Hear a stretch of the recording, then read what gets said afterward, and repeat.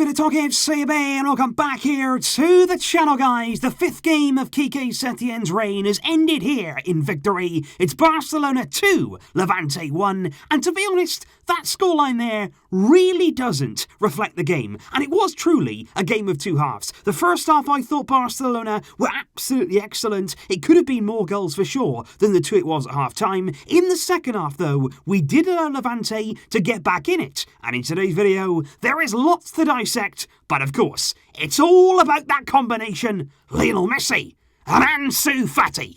Yes! And honestly, guys, before we get into all the action, I do have to start by talking about that relief that I think we all feel, with regard to Ansu Fati, because I'm so glad here that he scored twice, of course, today, but that confidence and the happiness again we saw out there on the field today, that's brilliant. Because he's a young guy who's been thrown in this season at the deep end with Barcelona, the last few weeks as well, he's been playing week in, week out, every single minute, and he's really been tested, and that confidence, of course, has been tested throughout too. He's had difficult times, but it just shows in a moment like this that quality is there. That's never ever been in doubt with Ansu Fati. He took both of his goals absolutely brilliantly, and I'm so thrilled for him today. But if we start here with the starting lineup from Quique Setien, there was just one change from the team that beat Leganes in the week, and it was Ivan Rakitic here coming into midfield, and he was only there because of the injury to Arturo Vidal, and that was a real blow for me. I was looking forward to seeing Vidal in this lineup. We saw how effective he was there in the attacking areas against Leganes. So I think in midfield today, we did lack there maybe the legs to go forward and help out in the attacking areas. But Ansu Fati well and truly came to life once again here on his favoured left-hand side. And what we saw here was Griezmann and Lionel Messi again very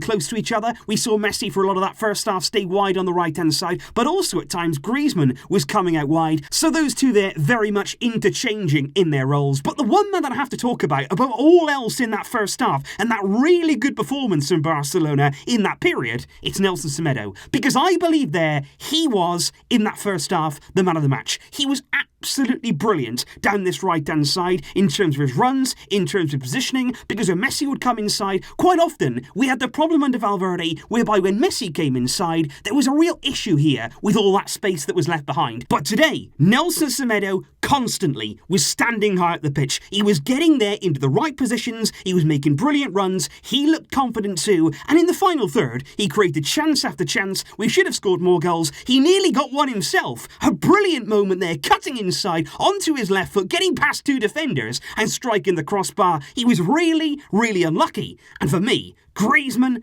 at the end of that first half, it's a great chance to score there. Many times he would, but it didn't quite happen. But of course, if we talk about the goals here in a little more detail, because Ansu Fati's run for the first goal was absolutely brilliant there, keeping his width on the left-hand side, making that run in behind. That's what he's got to do as that wide player. But what about the pass? What about the pass there from Messi? He can see those passing lanes when nobody else can. It's a brilliant ball, fantastically weighted. Ansu runs onto it, and the best thing about this goal really was that calmness, the composure in front of goal. He just eyed up the goalkeeper, waited for his moment. Lovely finish there between the goalkeeper's legs, and the second goal was just as good there from Ansu. It was good work again from Messi in the build-up. He does what he usually does, gets the ball inside the area, and suddenly then all the defenders are gathered around Lionel Messi, but he somehow finds his way out, plays it into Ansu, gets it out with a good first touch there, and again, through the goalkeeper's legs this time from Ansu Fati once again, and it was brilliant. It was a 2-minute period in the game where we finished off Levante, 2 quick-fire goals, and I've got to say there, Messi himself, I thought he was much better today. I thought he came to life in the final third. His dribbling was excellent. His passing was really good. But in front of goal again, could have scored a hat-trick easily today. Messi could have had a hat-trick. There was some good saves. There was some near misses. There was a few that he didn't quite get enough power accuracy on. And I just think in that first half especially, and in the second too, I keep saying it, but it could have been more goals, and it should have been more goals for Barcelona. And that's the thing. It nearly cost us, because Levante in that second half, about 60, 70 minutes in, there was some sort of drop in intensity from Barcelona, and this could be one of two reasons. Number one, it's what we saw under Valverde, whereby in second half of games, when we were ahead, suddenly the players just dropped off their level. Or number two, it could be to do with fitness. You need a real high level of fitness here to carry out that domination from start to finish, and maybe, just maybe, the players aren't there yet. We've had a lot of games recently, are still working, of course, on their fitness. They're still in the training sessions trying to get there. Maybe right now they're not quite, because certainly we let Levante in. They had chances in front of goal. Ter Stegen was called into action on a number of occasions. He made some brilliant saves, but Setien felt the need there to actually change things. He brought Sergio Roberto on for Antoine Griezmann. Griezmann there going off wasn't the greatest of games from him. And it was Roberto came on, and it was basically there a back three from Quique Setien, which was absolutely fine. Maybe they're pack the midfield, get a few more bodies in there and get control back of the ball. But what I didn't actually understand there from that little change was the fact that it was Semedo who dropped in there to the right centre-back position. I thought Semedo going forward, he was doing so well. He was getting into all the right areas. I was surprised there when Roberto came on and he was the man who was most advanced. That was a little surprise there from Quique Setien. And like I say, the chances for Levante kept on coming, and in the final moments there, they did get their goal. And that was extremely disappointing there, because I think back-to-back clean sheets would have done us the world of good. It's obviously a big mistake from Marc-Andre Ter Stegen. I think, to be honest, what happened was he's unsighted. There's a player very close, right in his eye line, and he doesn't actually see the ball until very late on. But of course, it is a mistake. But like I say, he did make some brilliant saves just before that. But it's a shame, because that game there shouldn't be a 2-1 victory. The players here played well enough. We created there enough chances to be well clear in this game. And it's just a shame there that towards the end, we were clinging on. It shouldn't be like that. We've got to defend better. We've got to keep that intensity up. But ultimately today, the majority was very good. But of course, guys, it follows on from the pattern that we have been talking about now since Quique Setien was appointed. There are some things clearly that you can see in terms of improvements. We're talking there about Semedo. We're talking there about the positioning of a number of players. Players look confident. Players look ready there to be a bit more free in their roles. And certainly in the attacking areas today, we played some brilliant